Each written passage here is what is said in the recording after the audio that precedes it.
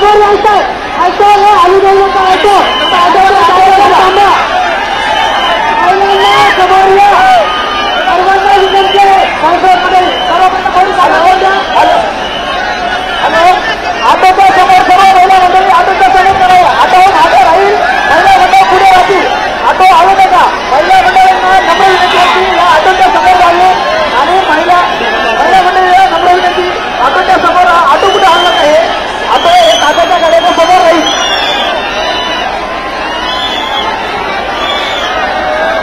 त्याला पूर्ण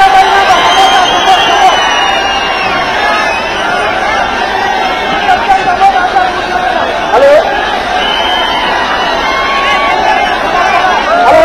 सर्व महिला मंडळींना नम्र विनंती होती आपण ह्या महिलेला पुढे राहावे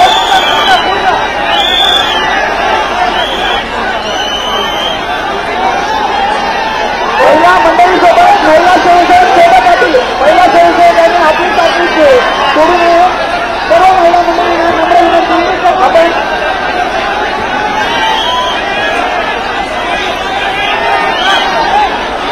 सर्व महिला स्वयंसेवक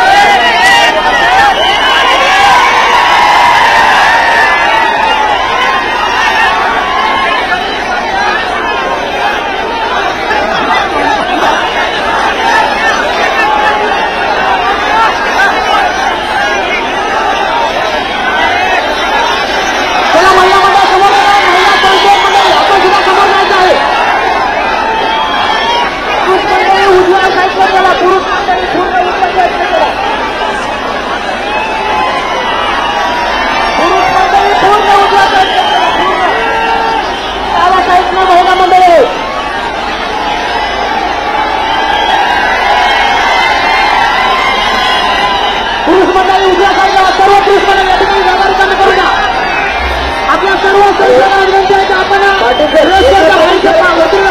विनंती आहे की आपण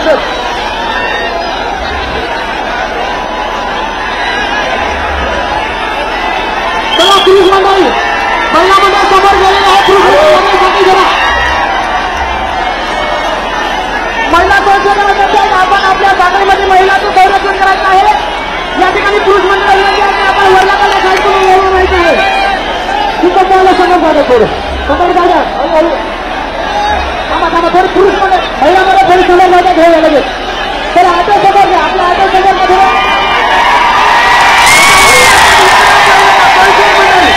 ऑटोच्या साईडला कोणी त्रास झाला का ऑटो सगळं शांततेमध्ये जात आहे तरी ऑटोला कोणी त्रास झाले सर्व तरुण मंडळींनी साखळी करावी आणि साखळीच्या मधून गाड्याचा ताबा येईल कृपया सर्वांना विनंती आहे की साखळी करावी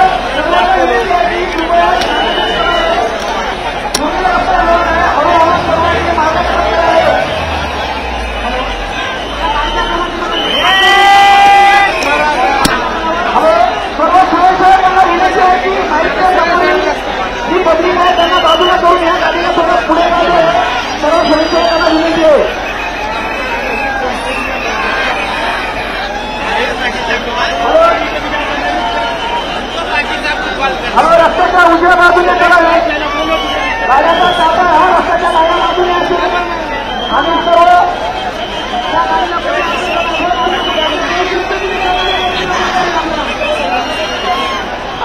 गाडीच्या समोरील सर्व तरुण मंडळींनी बाजूला सरकार आहे. फक्त सोयीच्या बाकी त्यांनी बाजूला लावले.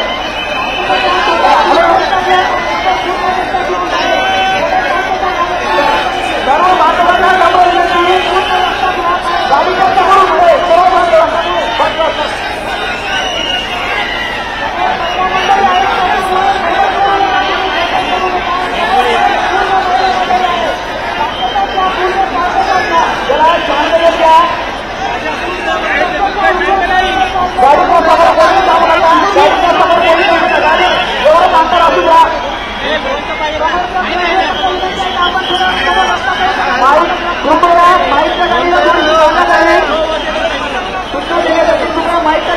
बांधवांना समोर घेतल्या गाडी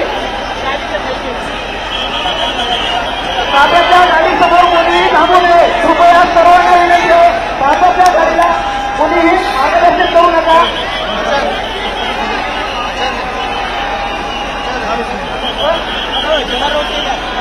शांत होतो काय आपलं काय समोर महिला मंडळी आहेत. आपल्या समोर महिला मंडळी आहेत त्याच्यामुळे पूर्ण शांत होता शांतता ठेवू द्या. कारण पुरुष मंडळी हॅलो सोशल मीडियाच्या गाडी समोरची मंडळी आहे त्यांनी बाजूला राहावं. कृपया गाडीला समोर उतरा. सर्व बांधवांना नम्र विनंती आहे कोणत्याही गाडीच्या समोर आपण थांबू नका. कृपया गाडीचं निवेदन लावलेले आहे. आपण कोणीही मधात मागे करून थांबू नका. या ठिकाणी समोर आलेली महिला मंडळ हॅलो महिला मंडळ हॅलो थांबा हॅलो गाडी थांबवा. महिला मंडळांना नम्र विनंती आहे की आपण समोर करावे. चला समोर करा महिला मंडळांची. हॅलो सर्व महिला मंडळांना नम्र विनंती आहे की आपण समोर करावे. गाडीच्या समोर सर्व महिला मंडळ राहिली.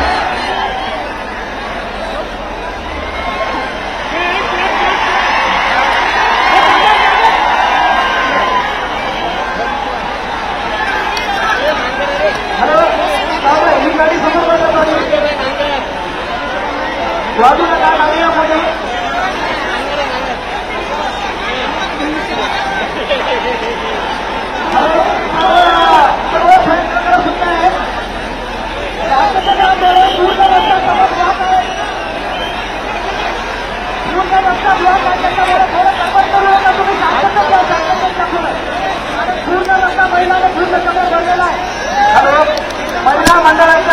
महिला मंडळाच्या मागे नाही का आपल्या सगळे वकील बांधव असतील. वकील बांधवांना विनंती आहे की आपण त्यांच्या मागे राहावे. आणि मीडियाची समोरच्या सर्व वकील बांधवांना विनंती आहे की आपण महिला मंडळ यांच्यानंतर आपण थांबावे. पाठीमागे वकील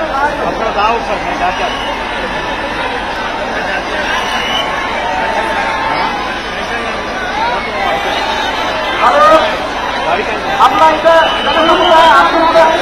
जास्त मंडळ आहे त्याच्यामुळे आपण सर्वांनी सोयीसोय करून भूमिका बनवली. सहकार्य करा. आपण स्वतः सहकार्य करावे.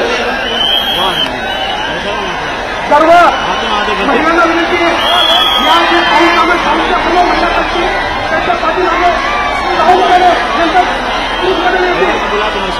भरून जे काही सोय आहे त्याने गाडी समोर जाणार नाही. फक्त महिला गाडीमध्ये जाणार आहे. गाडी मात्र होत नाही. गाडी मात्र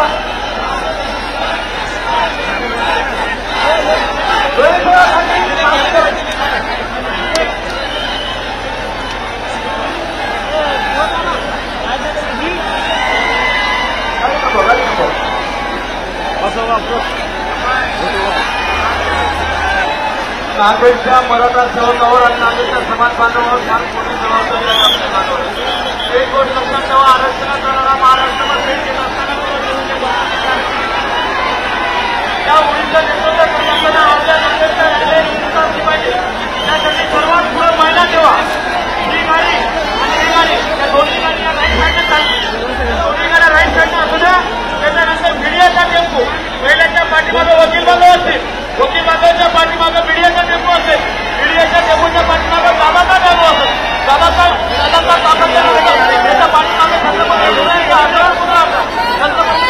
आठवण समाज बांधव या सर्व रॅलीचा विचार करायचा. एकाही स्वयंसेवक एकाही समाज बांधव काही लोक करण्याचा प्रयत्न केला त्याच्यामुळे तुम्हाला आम्हाला सगळ्यांची जबाबदारी सकाळपासून सांगून माझ्या अंगाची पुनर्विचार आता माझ्या अंगामध्ये बोलण्याची ताकद नाही. सर्वांनी आपापली जबाबदारी आपल्याला दुसऱ्यानुसार पालन करावी. सर्वांनी शांतता करावे. पूर्ण रस्ता ब्लॉक असल्यामुळे सर्वांनी शांतता करावी. एकही समाज बांधव पुरुष एकही समाज बांधव रॅलीचा पुढे जाण्याची शक्यता समाज बांधवांना विनंती आहे. महिलांच्या संरक्षण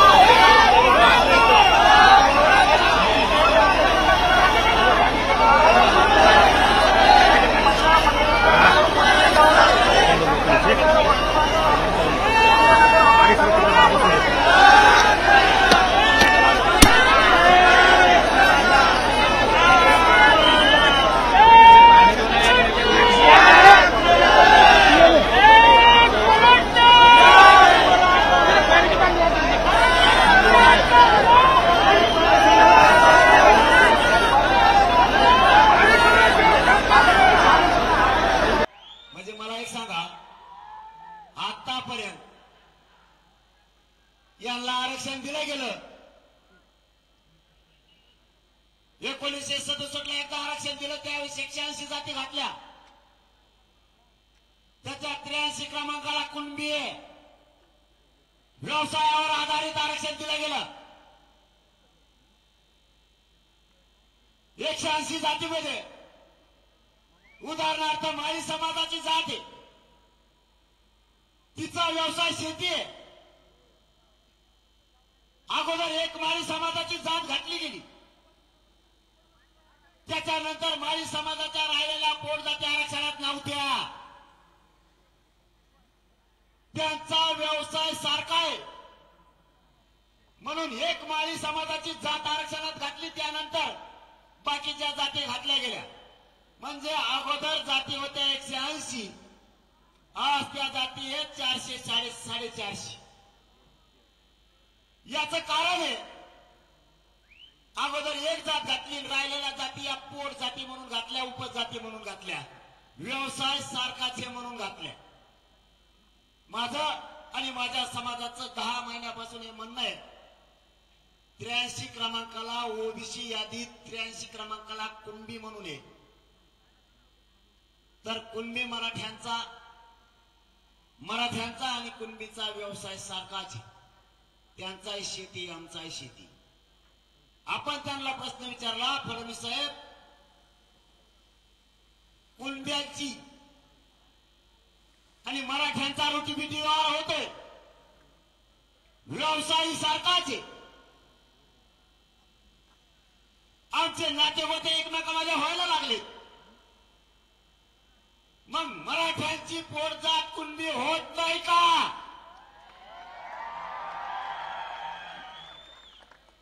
तुम्ही 180 जातीच्या 450 जाती केल्या. हे काम करायचं सोडून तुम्ही त्याला शिकवायला लागले, छगन भुजबळला साथ द्यायला लागले, आमच्या विरोधात त्याला उठवायला लागले. आमचं हैदराबादचं गॅजेट आहे, सातारा संस्थांचं आहे, बॉम्बे गव्हर्नमेंटचं आहे, ते तुम्ही घेत नाहीये. आणि तुम्ही म्हणताय फडणवीस साहेब आम्ही गैरसमज पसरला. फडणवीस साहेब, तुम्हाला माझा सवाल आहे, विरोध म्हणून नाही पण तुम्हाला सावध करायचंय म्हणून. काय समाजाला आम्ही खोटं सांगितलंय? अंतर्वालीत आंदोलन बसला.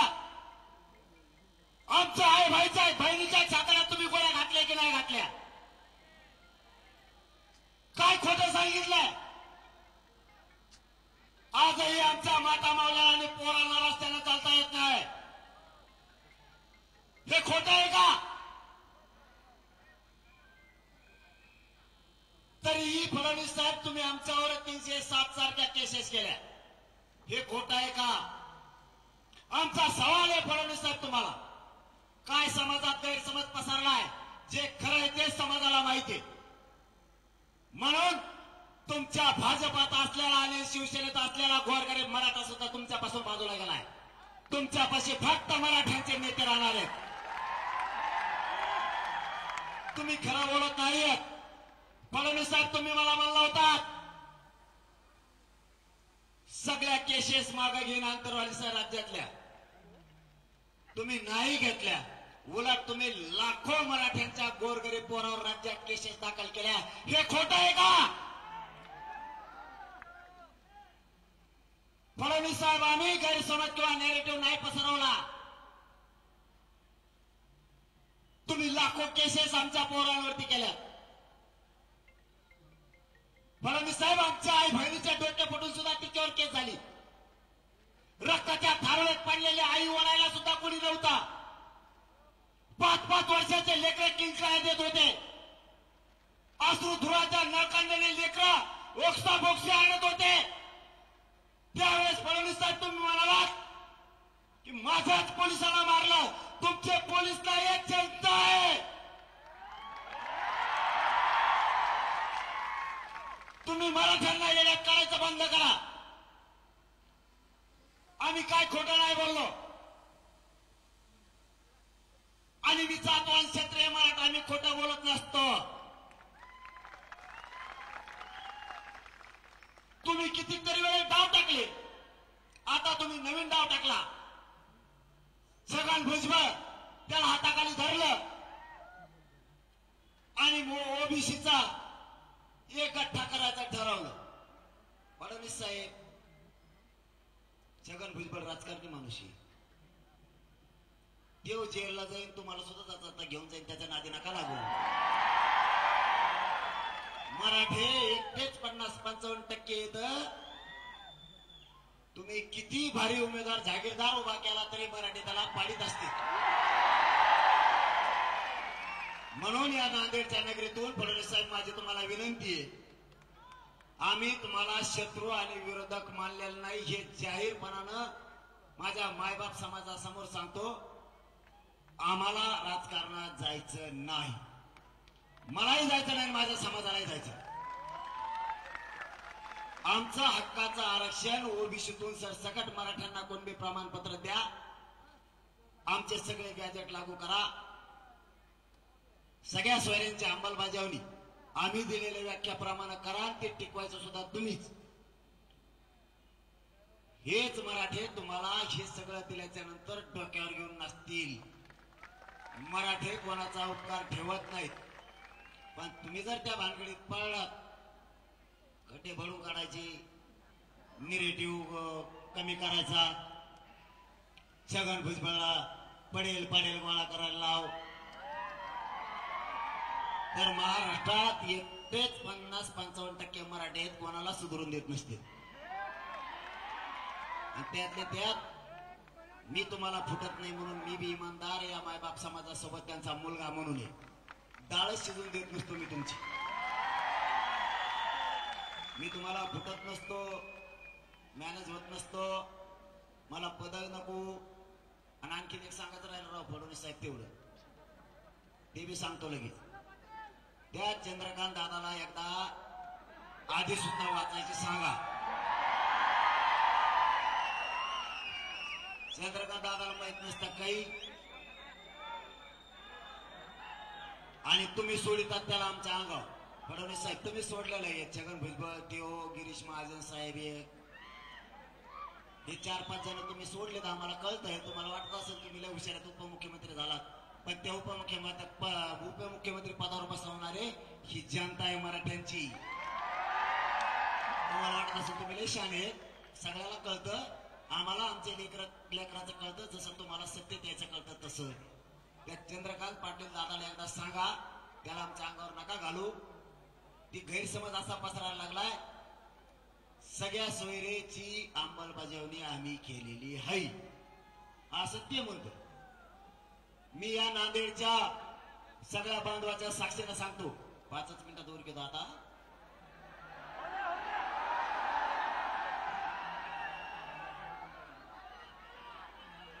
माझं एकच सांगणं आहे फडणवीस साहेबाला, की त्यांना सांगा गैरसमज पसरू नका. सगळे सोयरे आणि नातेवाईक याच्यात फरक आहे. नातेवाईकाचं 17ला अंमलबजावणी केलेली 2017ला. ते म्हणते चंद्रकांत दादा असं मीडियात येऊन बोलते 17ला त्याची अंमलबजावणी केलेली आहे. मग मी म्हटल्याप्रमाणे ते झालेलं आहे. तू का म्हटला, तुला काय माहित होतं त्याच्यातलं? इथं सगळे सोयरे नातेवाईकात फरक आहे. जर एका मराठ्यांच्या माणसाचे निघाले, त्याचे चुलते, पुतणे, काके, आजोबा, बहीण यांना इतिहास नोंदीच्या आधारावर मिळतो. 10 महिन्यापासूनच्या माझ्या समाजाला माहित आहे मी काय बोलतोय, आणि ज्या माझ्या समाजाला मराठा बांधवाला माहित नसेल त्यांनी 10 महिन्यापासूनच्या टीव्हीवरच्या बाईट काढायला सुरुवात करा. आपलं म्हणणं असं, ज्या मराठ्यांची नोंद सापडली त्याच नोंदीच्या आधारावर त्याच्या सगळ्या सोयऱ्यांना द्यायचं. नोंद नाही निघाली तरी, कारण ज्या मराठ्यांची नोंद निघाली त्या मराठ्यांचा आणि त्याच्या सोयऱ्याचा सारखाच व्यवसाय, आणि तुम्ही आरक्षण हे व्यवसायाच्या आधारावर दिलंय. म्हणून जर सगळ्या सोयऱ्याची अंमलबजावणी झाली तर मी सांगताना 2-3 उपोषणात असं सांगितलेलं आहे, ज्या मराठ्यांची नोंद निघाली त्या नोंदीच्या आधारावर शपथपत्र देऊन नोंद न निघाल्या मराठ्यांची प्रमाणपत्र याच नोंदीच्या आधारावर निघाल्याच्या नंतरच मी उपोषण मागे घेणार आहे असा माझा सरकारला त्यावेळेचा शब्द आहे मराठ्यात सुद्धा. मी अगोदर सगळ्या सोयऱ्यांचं पत्र बघणार याला दिलंय का तरच ती अंमलबजावणी लागू. मराठ्यांचं प्रमाणपत्र निघाले आणि त्याच्या सोयऱ्याचं नोंद नसून निघालं याच नोंदीच्या आधारावर त्याच वेळेस मी आंदोलन मागे घेईल असं सांगितलेलं नसता घेणार नाही. ते चंद्रकांत दादा पाटील काय म्हणते ते म्हणते 17लाच आम्ही अंमलबजावणी केली. मी विचारलं कशी केली वा त्यांना नाही दुसऱ्याला त्याचं मत जमत नाही. म्हणलं सांगा कशी. ते म्हणले त्याची नोंद निघाली त्याच्या चुलत्याला देतो पुतण्याला देतो त्याच्या आजोबाला देतो. हे झाले सगळे सोयरे. म्हणलं आमच्यात नाही तो मराठ्यात असले सगळे सोयरे कारण मराठ्यात चुलत्या पुतण्यात लग्न होतच नाही. ते सगळे सोयरे असूच शकत नाहीत. आमची व्याख्या काय आहे ज्या मराठ्यांची नोंद निघाली त्याच नोंदीच्या आधारावर नोंद न निघालेल्या मराठ्यांना सुद्धा आरक्षण द्यायचं. व्याख्या काय मराठा समाजात पिढ्यापार परंपरेनुसार राज्यांतर्गत लग्नाच्या सोयरीकी जुळतात गणगोतात ते सगळे सोयरे अशी आमची व्याख्या आहे. त्यांना द्यायचं आणि मग काहीच बोलत नाही. माझी या नांदेडमधून सरकारला विनंती ह्या भानगडीत तुम्ही पडू नका मराठ्यांना त्रास द्यायचं काम करू नका. फडणवीस साहेब हे आतापर्यंत बोललेलं हे तुम्हाला इशारा नाही काय नाही ही विनंती. तुम्ही छगन भुजबळाला मंत्रिपद देऊन मराठ्यांच्या अंगावर घातले त्याला थांबवा. दुसरं अंतरवालीच्या पुढे तुम्ही छगन भुजबळ आंदोलन बसायला सांगितलं ते पण थांबवा. पुढे बसू नको म्हणा. राज्यात काय जळाल्याने जागा एकमेकाच्या पुढे बसल्यावर वाद होणारच ना. पण आम्ही वाद होऊ दिला नाही. मी सगळ्या परिसरात सांगितलं अजिबात सामान्य ओबीसीत आणि मराठ्यात वाद होऊ द्यायचा नाही. छगन भुजबळ दंगली लावेल आणि बंगल्यात जाऊन येशीत बसल. गोरगरीब ओबीसीला गोरगरीब मराठ्याला त्रास भोगावा लागेल. मराठे शांत बसले ओबीसी बांधव सामान्य सुद्धा शांत बसले. यांनी जाणून बुजून त्रास द्यायचं काम सुरू केलं. आपण फडणवीस साहेबांचं नाव यासाठी घेतोय की सत्तेत आणि ते सत्तेत असताना ही मस्ती आल्यासारखा छगन भुजबळ करतोय. आपलं म्हणणं आहे छगन भुजबळने एवढी ताकद धनगर बांधवांना एसटीतून आरक्षण मिळवण्यासाठी जर वापरली असती तर गोरगरीब धनगरांच्या लेकरांचा आज कल्याण झालेला दिसला असता. आता ते काय करतोय त्याने वाट नाही केल्या. त्याने गोळा केलेत बरेच. प्रत्येकाला वाटून दिलंय काम. तू हे बोल तू ते बोल तू ते बोल. आपण बाकीच्याला विरोधकच मानलेलं नाही. ही सगळं काम छगन भुजबळ करतो. मराठ्यांच्या आरक्षणाचा खरा मारेकरी छगन भुजबळ. देव मुकादम आहे सध्या. त्याच्यामुळं देव जातीवाद पसरवतोय. माझी तुम्हाला शेवटचे हात जोडून विनंती आहे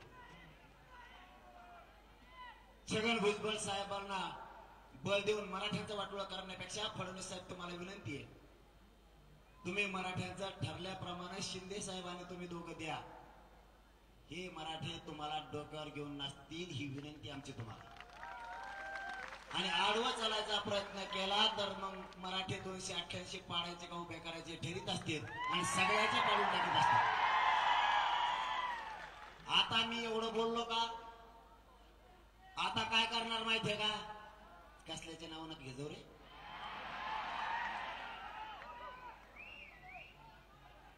आता का मी फडणवीस साहेबांना इथून विनंतीपूर्वक सांगितलं. आता फडणवीस साहेब दुसरा डाव टाकणार. आजच सांगतो तुम्हाला. मराठीचे 2-4 टक्कोच आहेत त्याच्यापेक्षा ते हेंद्रे 4-5 बसलेले मंत्रिपदासाठी आमदारकीसाठी कुत्र्यासारख्या मागे पुढे पळणारे हे लगेच आता बोलायला चालू करतो. आमच्या फडणवीस साहेबांना बोलला का तो आज आहे का तो. इथं मराठा तुझे जात आहे तुझे मायबाप आहेत ते बोलणार आमच्या याला बोलला. आणि हे असले माकड मायावर सोडी जाऊ नका फडणवीस साहेब. त्याचं कारण सांगतोय तुम्हाला. मी तुमच्या बऱ्यावर येतं असं समजा. त्याचं कारण सांगतो तुम्हाला. आम्ही तुम्हाला विनंतीपूर्वक सांगितलं की तुम्ही ते मराठीचे 4-5 तुमचं वाचणारे माकडं ते टकोचे मीडियात बोलायला आमच्यावर सोडता. त्याचा परिणाम सांगतो तुम्हाला काय होतो. ते माकडं बोलले की मराठ्यांचा पुरा रोष त्यांच्यावर नाही तुमच्यावर येतोय म्हणून तुमचा दिदारा व्हायला लागला. तुमचं सगळं उलट गणित आहे. छगन भुजबळ मराठ्यांच्या विरोधात बोलला की सगळा रोष तुमच्यावर जातोय फडणवीस साहेब. त्याच्यामुळे त्याला बळ देऊ नका. तेव्हा अपिशा पायाचा आहे. तेव्हा जिकडे जाईल तिकडे काडी लावतो. तेव्हा आधी एका पक्षात होता त्या पक्षाचा सगळा देवारा केला दिली. आता दुसऱ्या पक्षाचा केला आणि तुम्हाला सुद्धा फडणवीस साहेब आता त्याची तिसरी वेळ तुम्हाला हात घ्यायला आणले दिली. थोड्या दिवसात तुम्हाला ते तुमचा सोबती करीन अशी माझी तुम्हाला विनंती होऊन देऊ नका. त्याला कांदे पचते हातले तुम्हाला नाही पचायचे फडणवीस साहेब. मी नागरिक म्हणून सांगतोय. परत म्हणतात टीका केली. टीका फेका नाही करायला तुम्हाला खरं सांगायलो. त्याला जवळ करून त्याच्या नादात तुम्ही मराठ्यांना त्रास द्यायचा प्रयत्न करताल. आता आमचा नाईलाज आहे. तुम्हाला जर तेवढंच पाहिजे तर घ्या. का करता मग आता त्याला आमचा नाईलाज आहे. तुम्ही त्याला कडावर घेऊन हिंडा काय करता मग आता त्याचे रोज मुके घ्या. आम्हाला काय देणं घेणं. पण तुम्हाला आयुष्यातला फडणवीस साहेब पश्चाताप येईल. आपण नेरेटिव्ह भरण्याच्या नादानादात गैरसमज करण्याच्या नादानादात ओबीसीचे काही नेते जवळ केले छगन भुजबळच्या माध्यमातून. या नादात आपण अख्खं महाराष्ट्रातला भाजप संपून बसलो. तुम्हाला खरं सांगतोय फडणवीस साहेब. मी हे खोटं नाहीये. तुमचे माकडं सुरूच करते ना आता मीडियावर बोलायला. मी टीका केलं. मी बी धुणार आहे त्यांना. नुसतं बोल म्हणतो. मी हे खरं सांगतोय. खरं पटवून घ्या. तुम्हाला आता एक झटका बसला नुसतं पाडाच म्हणलोय. मी कोणाचं नाव घेतलं नाही. काही नाही घेतलं का रे. मी आपलं म्हणलो पाडात हा शिव पाडीले अर्थ बी खरंच बा तुमचे मनापासून आभार. आणि आता तर मी नाव घेऊनच सांगणार आहे. तुम्हाला आणखीन एक सांगतो. मराठ्यांना गोरगरिबांना त्रास देणारा ओबीसीचा नेता कोणी असो, कोणी मग तुम्ही सगळे नाही, कोणी असो, त्यांनी जर मराठ्याला त्रास दिला त्याला असं रपकून पाडीताना कवाच नाही उभा राहिलं पाहिजे. आणि पाड्याच्या नंतर जो पक्ष त्याला जवळ करील त्या पक्षाचे बी सगळे पाडून टाका. एका बदल्यात 10-15 पाडी द्यायची. आपल्या गोरगरिबाला त्रास देणाराची अजिबात काही करायची नाही. त्यांचा खुर्ची जीव आहे, सत्य जीव आहे. यांना सत्तेकडे जाऊ देते. मग ते महाविकास आघाडी असू नाही तर महायुती असू. मराठ्यांच्या विरोधात येणाऱ्याला पाडायचं म्हणजे पाडायचं. यांना सोडायचं नाही. त्याशिवाय माझ्या मराठ्यांचं कल्याण होणार नाही. आणि नेत्या फित्याला आता मराठी बेत नाही. खरं एक नाही. असे दोनपण आणायचे. ते जागा घालण्याचे ते कपडे ते चष्मा लावलेला ते बदले असं ताईट मारायचं. गरीबावर दहशतच करायचं. आता मराठीचे जवळून जातात असं पोताला आणून द्याला चाल म्हणतात पुढं सरा. हे होणं गरजेचं होतं. माझ्या गोरगरीब मराठ्यांची प्रतिष्ठा वाढणं गरजेचं होतं. ती वाढली. तुमच्या चपला सकट नेते पाय पडत आहेत का नाही आता गोरगरीब मराठ्याच्या. आपल्याला हे करायचं होतं. माझ्या गोरगरीब मराठ्यांना किंमत आणायची होती. त्यांची प्रतिष्ठा वाढायची होती. चपला सकट कचा कच माझ्या गरीबाच्या पाया पडते जात. आता कशा ठेप्याला आले. ही एकजूट अशी ठेवायची.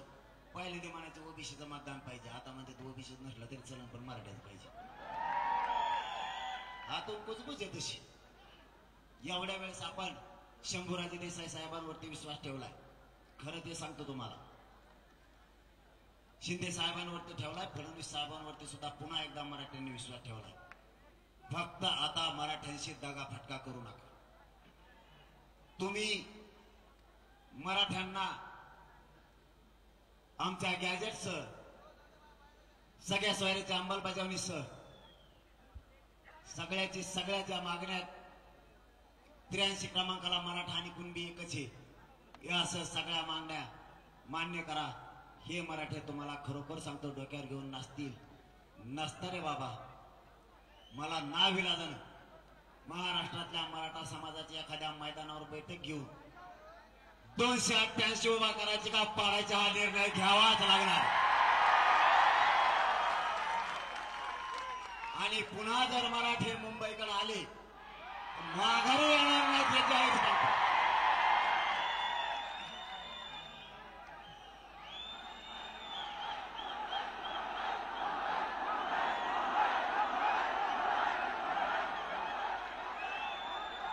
मुंबई मुंबई म्हणले का ते असे कान देऊनच ऐकत आहेत तिथे.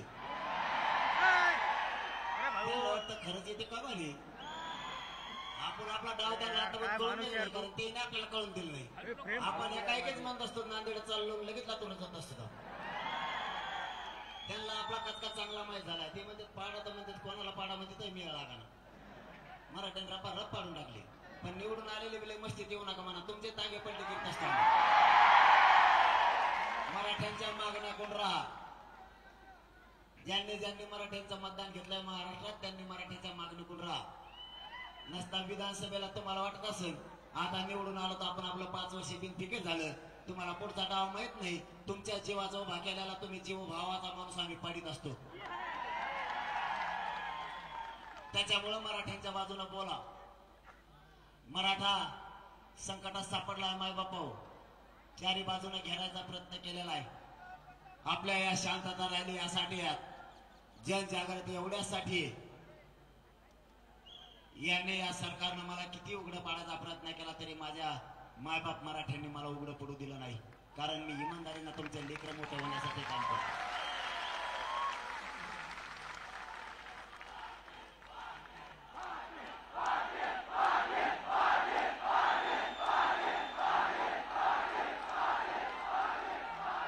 यांची एकच इच्छा आहे याला संपवा.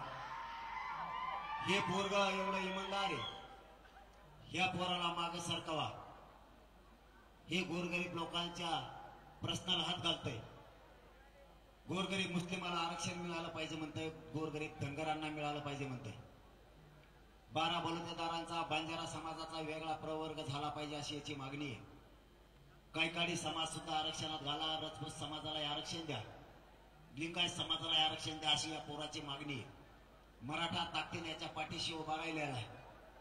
आणि माझंही मायबापावर दुसरं काय ध्येय नाहीये. तुम्ही एवढ्या ताकदीने एकवटलात म्हणजे तुमच्या ताकदीचा गैरफायदा मी घेतला नाही. मी कोणाच्या रुपयालाही शिवलो नाही, कोणाचं पदही घेतलं नाही.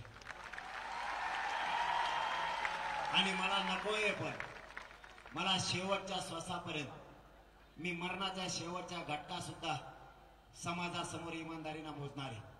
तुमच्याच खांद्यावरती मरण मला पत्करायचं, तुमच्याच खांद्यावरती इमानदारीनं जायचं, पण गद्दारीचा डाग घेऊन मला नाही मरायचं. या सरकारनं मला गोळ्या घातल्या. मला तुमच्यासाठी बलिदान बी द्यायचं वेळ आली तरी मी द्यायला तयार आहे. मायबापावर मी मनच बदलून टाकली. लोक म्हणतात लाख मेले तरी चालतील पण लाखांचा पोशिंदा जगला पाहिजे. मी ही पुरे मन बदलून टाकली. कोटीना जगले पाहिजेत, लाख जगले पाहिजेत, एक मेला तरी चालन ही मी मन पत्कारली. म्हणून मी तर मरायला तयार आहे. पण करोडो माझे मराठी म्हणाला मी नाही बघणार ते मरतात. माझी प्रामाणिकपणाने इच्छा आहे की या मराठा समाजाच्या मायबापाने जे स्वप्न बघितलं की माझं लेकरू अधिकारी झाला पाहिजे, तेही IPS दर्जाचा अधिकारी बनलं पाहिजे, IAS दर्जाचा अधिकारी झाला पाहिजे. प्रत्येक आई बापाचं स्वप्न आहे की माझं लेकरू डॉक्टर झालं पाहिजे, तहसीलदार कलेक्टर झालं पाहिजे, माझं पोरग इंजिनियर झालं पाहिजे. हे आई बापाचं स्वप्न आहे. माझ्या मुलांना माझ्या मुलीनं उच्च शिक्षण घेतलं पाहिजे हे प्रत्येक आई बापाचं स्वप्न आहे. ते स्वप्न साकार करण्यासाठी रात्रंदिवस जीवाची बाजी लावून मी जीव सुद्धा तळ हातावर घेतलाय.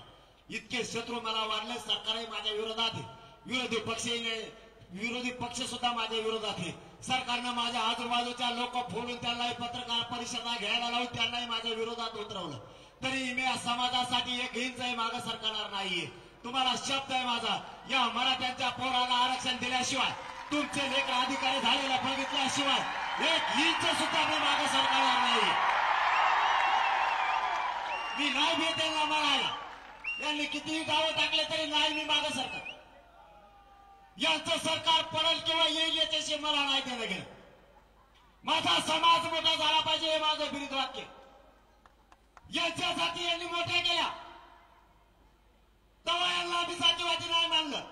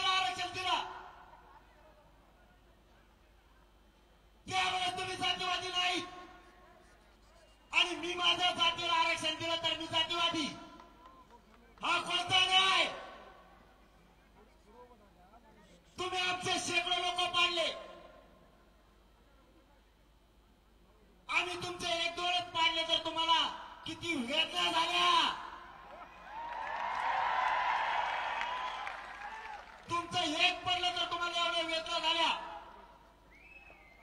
तुमच्या जातीच्या नेत्यावर तुम्ही एवढं प्रेम करायला लागलात तर माझ्या लाखो मराठ्यांचे पोरं व्यस्ती झाले, नोकऱ्यापासून वंचित राहिले तर आम्हाला किती वेदना होत असतील. तुम्ही खोटं आरक्षण घेतलं, बोगस आरक्षण तुम्ही खाताय. आजच्या नोंदी सापडलेल्या असून छगन भुजबळ रद्द करा म्हणतो, आम्हाला किती वेदना होत असतील. तुम्ही फुकटचं खाता, बोगस आरक्षण खाता. आमच्या सरकारी नोंदी असून तुम्ही आम्हाला विरोध करता.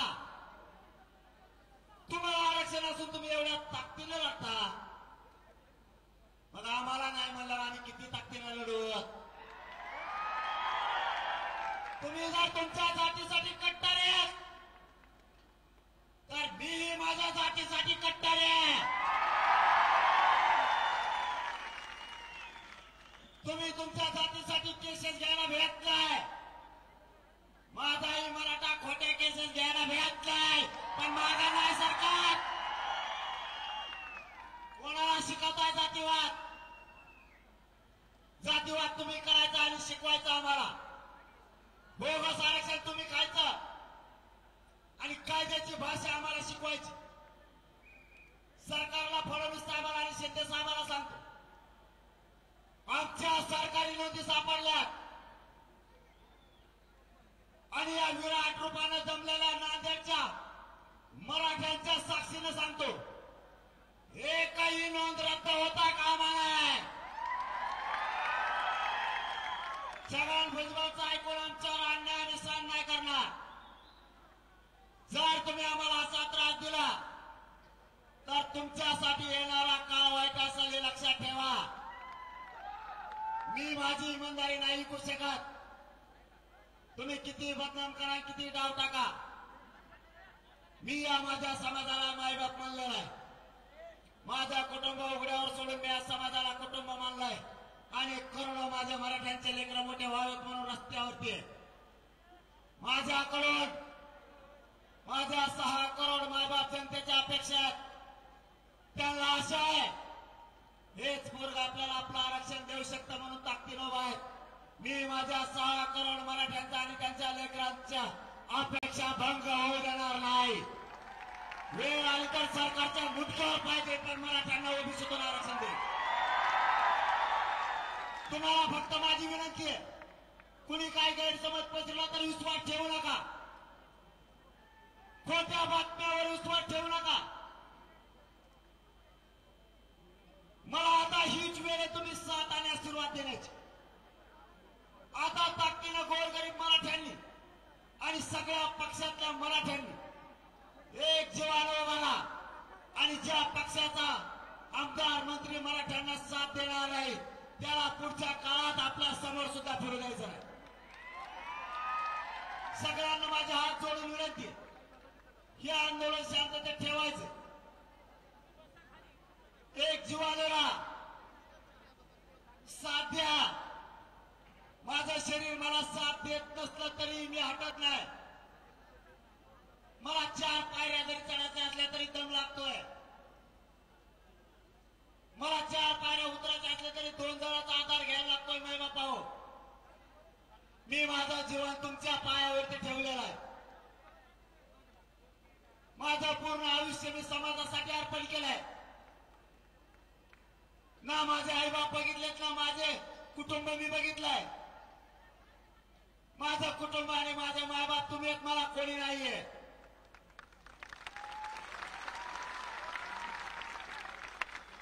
मी तुमच्यावरती आई बापाच्या प्रमाणे प्रेम करतोय. तुमच्या या लेकरावरती मायेचं प्रेम असू द्या. आता मात्र ही जात मोठी केल्याशिवाय, जातीचे लेकर मोठे केल्याशिवाय माग सरकायचं नाही. छगन भुजबळ काय त्याच्या 100 पिढ्या जरी एकत्र आल्या तरी जिंकू द्यायचं नाही. त्याला यशस्वी होऊ द्यायचं नाही. आणि गोरगरीब ओबीसीत आणि गोरगरीब मराठ्यात वाद सुद्धा आपण निर्माण होऊ द्यायचे नाही. ही सुद्धा भूमिका मराठ्यांनीच पार पाडायची. पण आपल्या जातीला ओबीसीतून आरक्षण घेतल्याशिवाय एकाही मराठ्यानं मागे सरकू नका. आणि सरकारनं किती डाव टाकून मला उघडं पाडायचा प्रयत्न केला तरी या मुलाला तुमच्या लेकराला उघडं पडू देऊ नका. तुमच्या लेकराला आरक्षण दिल्याशिवाय एक इंच मागे सरकारणार नाही. शब्द तुम्हाला देतो आणि थांबतो. धन्यवाद. जय शिवराय.